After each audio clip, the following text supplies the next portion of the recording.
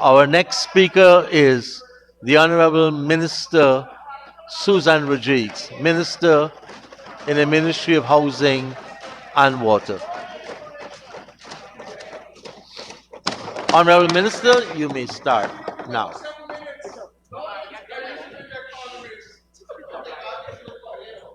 Mr. Speaker, I rise to make my contribution to Budget 2025, and I take this opportunity to congratulate the Senior Minister, the Honorable Dr. 𝐁𝐔𝐃𝐆𝐄, and the Ministry of Finance for another phenomenal, transformational budget, a budget that will guarantee a secure, prosperous, and sustainable Guyana. Mr. Speaker, I am a young female professional who is still fairly new to politics. I come from a family, a working class family, a grandmother who scrubbed floors and cleaned people's houses for a living. A grandmother who worked in the kitchens of Del Casa, a restaurant that doesn't exist anymore for the young people who are listening. And I listen to my colleague on the other side of the house disparage people who work honest jobs. Every job has dignity. This is the mindset I want the people at home to see. This is the mindset of the people who make up the members of the opposition. And in 2015, if we go back before, my family, as I mentioned, we started off as a poor family. And through sheer hard work and grit, my parents lifted our family out of poverty. Through sheer hard work and grit, under a People's Progressive Party civic administration. And in 2015, this group of people, sir, that make up the APNU AFC administration went to the young people who had mostly grown up under a PPP government and said to them, we will give you a good life. We will deliver a good life for you. And Mr. Speaker, immediately after assuming government, we had buyer's remorse. We saw immediately the destructive nature of the APNU AFC. We saw immediately how they destroyed the economy. They sent home 7,000 sugar workers, putting them and their families, 28,000 people, on the breadline, and they come here to feign concern for poor people. They sent home 2,000 CSOs, putting those young Amerindian people out of a living. Their idea of job creation, former President Granger said they must go and make guava cheese and plantain chips. That is the truth. That is the truth. Where was the outrage?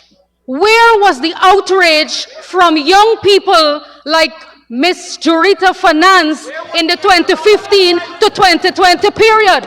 Where was her voice? Where was the voice of all of the people who make up the members of the opposition when they were wreaking havoc on this country, when people couldn't find jobs, when people were sent to the breadline, when the private sector were closing businesses? There was no interest in this country. There was no demand created for people to open new businesses. Where was the support for small businesses when they slashed the grant for the small businesses? Where was their concern then? Mr. Speaker, we listened to the opposition members, and they will come to this parliament and distort the reality of what people face in this country under the APNU AFC tenure in office. And this was just 5 years ago. Just 5 years ago. And young people, and I'm so disappointed that young people like Jurita Finance would come to this house and make excuses for the APNU AFC. And that's why the young people at home who once thought that they could have given them a chance, I hope that they are seeing, I hope that they saw the destruction of the economy during those 5 years. They broke all their promises to the young people. They broke their promises to all the people of Guyana. They broke their promises to the farmers. They said rice is private business. And we can go through a list of all of the promises they made, even to the young people. They're talking about support for education when they raised the fees at the University of Guyana, where they put VAT on education, where they took away the grant from the school children. That is their philosophy. That is their ideology. And that is their track record.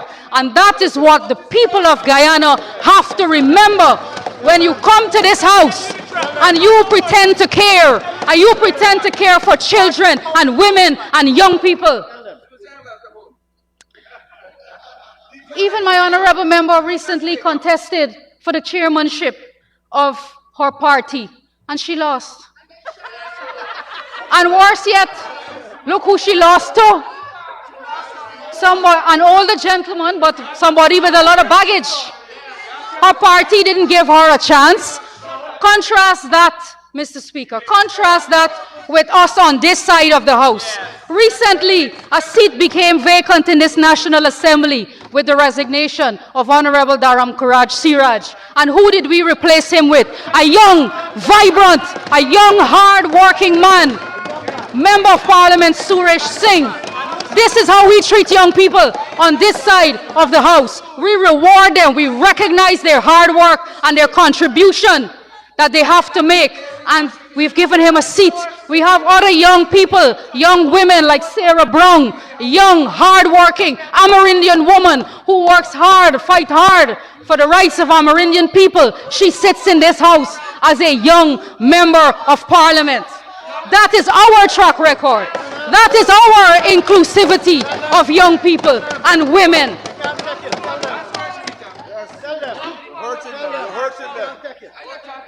Ms. Finance said that people can't find jobs.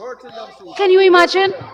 People can't find jobs. I don't know what fictional world these people are living in, and coming here to this house and trying to create as though people don't remember. As though people don't remember a time when they couldn't find work. People know now, families who are watching this debate, no, we just came out of Christmas. People know they can't find a carpenter. They can't find a plumber. They can't find an electrician. They can't find a painter. Because everybody is working. The construction sector has increased. People are hard at work. That is not a bad thing. That is a good thing. Guyanese fled this country in the 70s and 80s, fled on democracy, fled our undemocratic government, and migrated to the United States and other places, and did hard work, scrubbed other people's floors, and worked in restaurants, and today have made a successful life for themselves. And they come to this house and disparage those hard-working people. Mr. Speaker, this budget was presented a week ago, and I struggled to find one sensible criticism of this budget from the opposition. I struggled. But Ms. Finance will come to this house and tell you that this budget has nothing.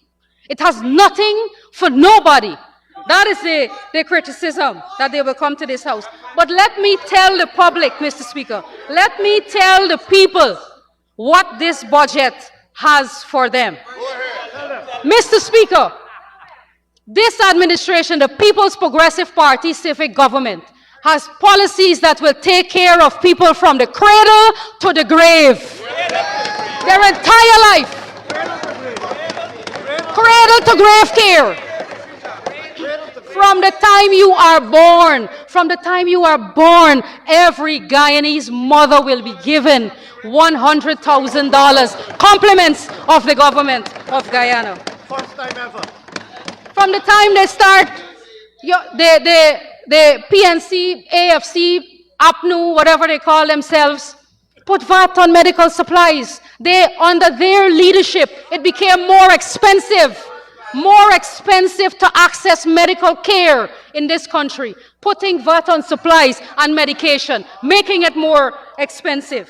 From the time the children start school, they will receive the Because We Care grant. They will go to school and get textbooks. They will get meals at their schools. All of that provided by our government's policies.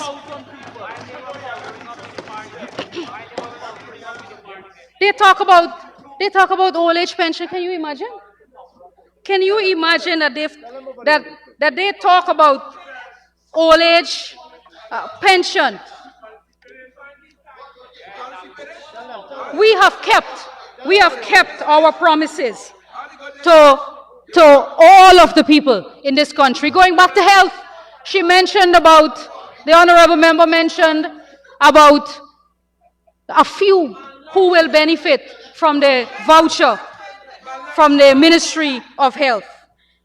Only yesterday, the honorable Minister of Health had a meeting with 50 healthcare providers. 50 healthcare providers. Every lab that is registered in this country will honor that voucher. The voucher that will access healthcare, the eyeglasses for the children, the voucher for the cervical cancer screening. All of the healthcare providers will benefit from that proposal. Our promises to the farmers, investing in D&I, our promises to the miners, all of these were kept. And we saw what they did to the miners. Ms. Finance is from Region 7, a mining region. Where was her outrage? Where was her voice then? Where was her representation for the miners and for Amerindian people in Region 7?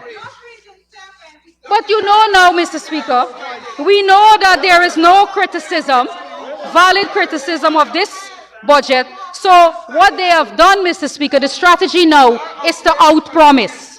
The strategy now is to outpromise what we have done in office. So overnight we have posts popping up on Facebook about what they will do.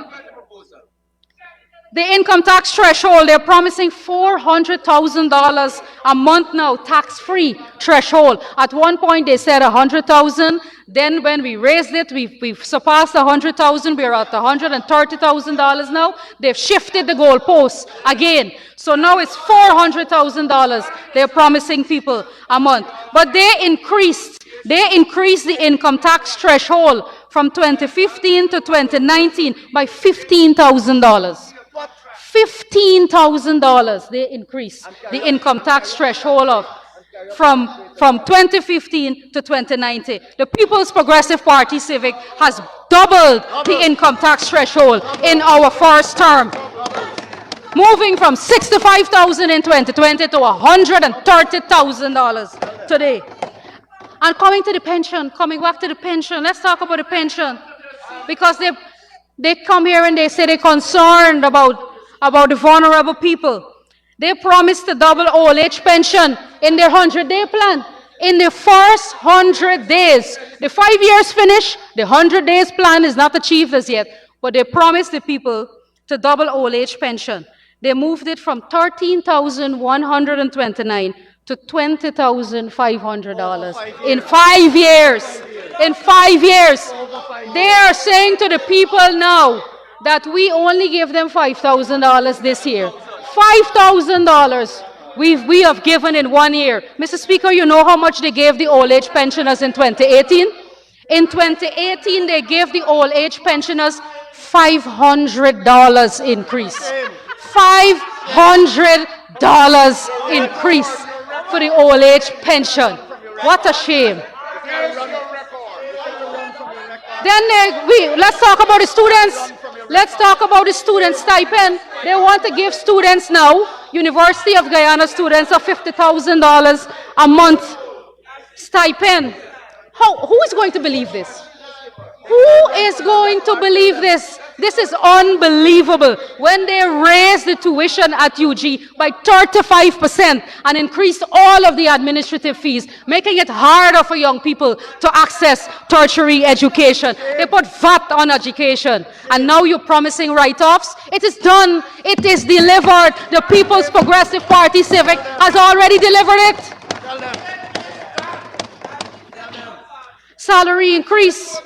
APNU promised, APNU and AFC promised significant salary increases for government workers, nurses, teachers, etc. in their 100 days, another 100 days plan. But over the 5 years, and I don't know where Ms. Finance is getting her figures from because she quoted figures here. She didn't say where she got it from. Over 5 years, they increased public service salaries by 38.5%. That's how much they increased public servants' salary by. But you know, and that it took them 5 years. It took them 5 years to increase that. But in 4 months, Mr. Speaker, in 4 months of their government, they increased ministers' salaries by $50,000. Cash grants. They were against cash grants. Mr. Speaker, their Minister of Finance, Mr. Jordan, said that cash grants are not an effective solution for addressing poverty. Now they are promising regular and guaranteed cash grants, over $100,000 a month, $100,000 a month in cash and benefits, plus $100,000 hard cash. Mr. Speaker, who is going to believe this? Who is going to believe this? They took away $10,000 from the school children and they're coming to tell the people they'll give them $100,000 a month. Every single Guyanese knows this is bluff. This is bluff. This is all gaff. Your track record tells a different story. Subsidies. They now want to give subsidies for water and electricity. They took away the subsidies from the pensioners. They took it away. We reinstated. We reinstored it. They put VAT on water and electricity and now coming with subsidies for water and electricity. This is also done. It's completed. We did the work.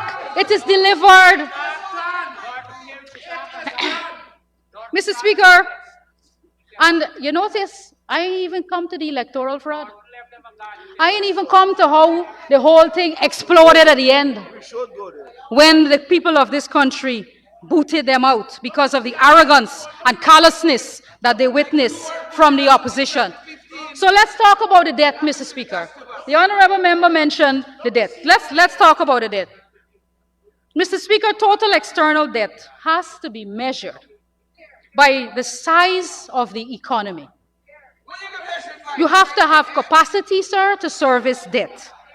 People know that the more you are earning, the more your capacity to borrow. Mr. Speaker, there's nothing genius. There's nothing genius in that. Don't try to come here and overcomplicate something that is very simple for the people at home to understand. The more you earn, the more your capacity to borrow. What should people do, Mr. Speaker? What should we do? Should we tell the people, let's save the money, save all of the money, do not build the roads, do not build a bridge across the new Demerara River. We should wait until we have the cash to do it, while people continue to suffer and spend time in traffic. We shouldn't build the bridge across the Wisma River. We should leave the Londoners to punish there. We should let people continue to suffer in blackouts. We shouldn't build the gas to energy project. Is that what they want? Is that their strategy, Mr. Speaker? Don't do anything? Well, that is characteristic of them. They did nothing in their 5 years. The ratio of public debt to GDP, Mr. Speaker, decreased from 47.4% in 2020 to 24.3% in 2024, the second lowest debt to GDP in the Western Hemisphere. That is a fact. Debt service to government revenue was 8.5% in 2020. By the end of 2024, it has fallen to 5.2%. This is prudent management, Mr. Speaker, prudent management. Mr. Speaker, they don't want us to compare 2015 to 2020 or 2025. So I'll do them a favor. I will compare 1992. I will compare 1992 to today. In 1992, sir, we were using 100% revenue to service debt, Mr. Speaker. That is the economy that the PNC left for us, a bankrupt economy.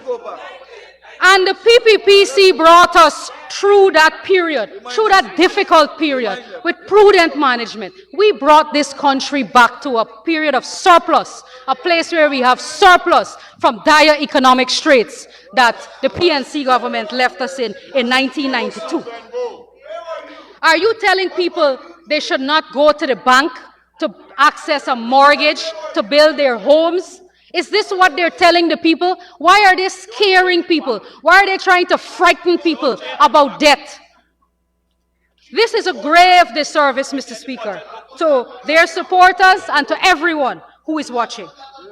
The external debt in 1992 was $2.1 billion. 1992, Mr. Speaker. Today, you said you don't want us to compare your period. So we're comparing from 1992. $2.1 billion external debt. The external debt today is almost the same. In an oil economy, it is $2.2 billion. We were one of the poorest countries then. We had no capacity to service debt. Today, we are in a stronger financial position to service debt. It is nothing to be afraid of. It is how we are building the economy and building the infrastructure for the future. They racked up that debt of $2 billion, Mr. Speaker, in 1992 with nothing to show for it. Nothing. No roads, no schools, no hospitals. An impoverished country. All the people were poor. People were fleeing this country, migrating from economic hardships. That is the devastated position that we were left in 1992. Today, with the spending that we're doing, including borrowing, you can point every community that you go in to this country, you can point to all the schools, the hospitals, the roads, the bridges, everything built by the People's Progressive Party civic government. In the coast, in the hinterland, everything built. What did APNU build? One thing that lasted. What is one thing that you built that lasted? Nothing. What is one thing that you built that created value for people?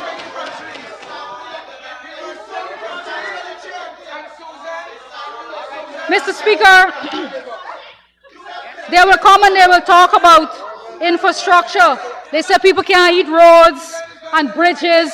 This is the narrow-mindedness. This is the narrow-mindedness of the people who compose the opposition. We are building infrastructure, Mr. Speaker, to open opportunities for connectivity, to increase trade, for farm-to-market roads, to reduce travel time, to open new lands for housing, to build the water treatment plants. This is what people want, and this is how you use the resources to generate wealth and to build sustainable infrastructure that will last long into the future. That's correct. And their arguments will be inconsistent over the next few days. You will listen, you will hear the inconsistent arguments. On the one hand, we are spending too much. On the other hand, we should be spending more. But I want them to tell the people of this country who are listening which project you would like us to cut, which housing scheme we should not build. Tell us which housing area we should not build. Should we give out 500 house lots as opposed to 50,000 house lots? Tell the people, Ms. Finance, tell the young people whether they will get their house lot under the APNU AFC government. I assure you they will not get it, Mr. Speaker, because they had a chance and they failed miserably. And even now, you would think that they learned their lesson. Even now, they're not promising to create house lots, Mr. Speaker. They are promising a rental subsidy. That is their bright idea to improve housing in this country. And that is not a new promise. That is a recycled promise from 2015, giving people a rental subsidy. They said this is an initiative to provide modern, safe rental accommodation by offering incentives to the private sector, the diaspora, and existing house owners for investing and renting middle and low-income housing. This is their bright idea. This is their vision in their manifesto to create housing, to keep people renting, to keep people paying rent. We are empowering people by giving them home ownership, by putting a title or a transport in their hands, that they can go to the bank, that they can live in a home that they own, that they can pass on an asset to their children. This is how we are creating wealth among ordinary Guyanese people. And this will allow people to lift themselves out of poverty because of the conditions that we are creating through our policies. And Mr. Speaker, they benefited from the housing program, you know, Mr. Speaker, and they don't want the Guyanese people to benefit from it. Mr. Speaker, 69% of the opposition members have benefited from the People's Progressive Party civic government housing program.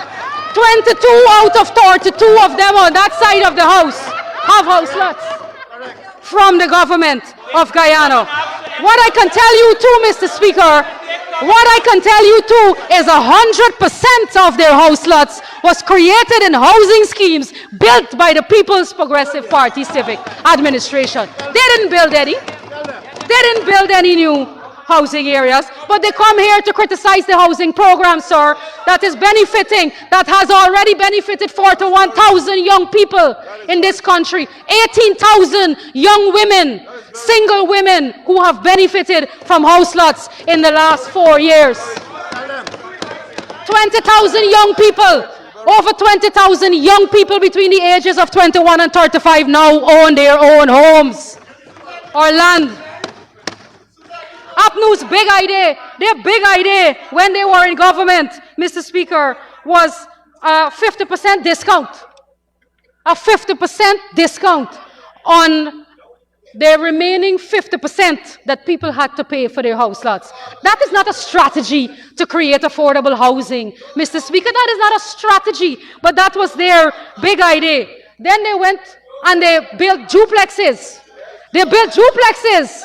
And they didn't amend the legislation so that they can be able to pass titles for those who have paid for their duplexes. The PPPC had to come back into government to pass legislation in this parliament to allow the creation of title, the passage of title to the young people.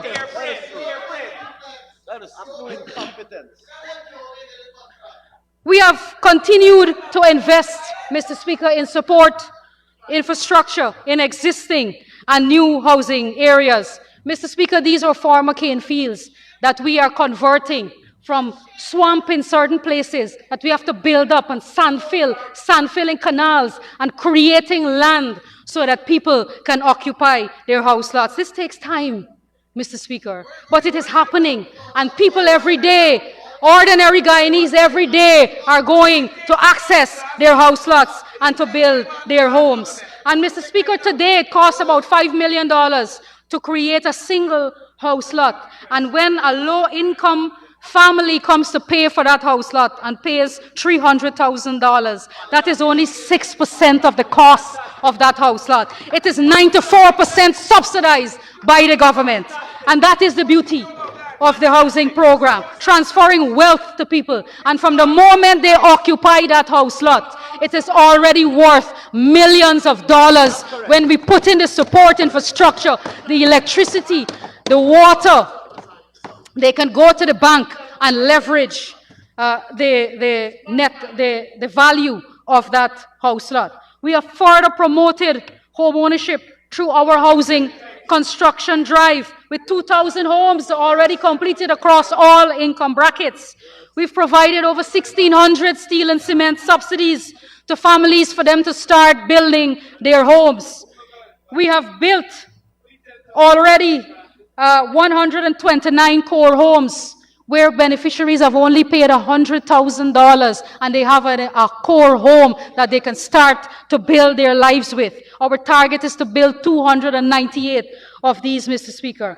We have already distributed 798 home improvement subsidies for people to improve their existing homes so that they can have a better quality of life, Mr. Speaker. And looking ahead, sir, we plan to address all of the applications in regions 1, 2, 3, 5, 6, 7, 8, 9, and 10, and significantly reduce the pending applications for Region 4. The plan is we are already planning phase 2.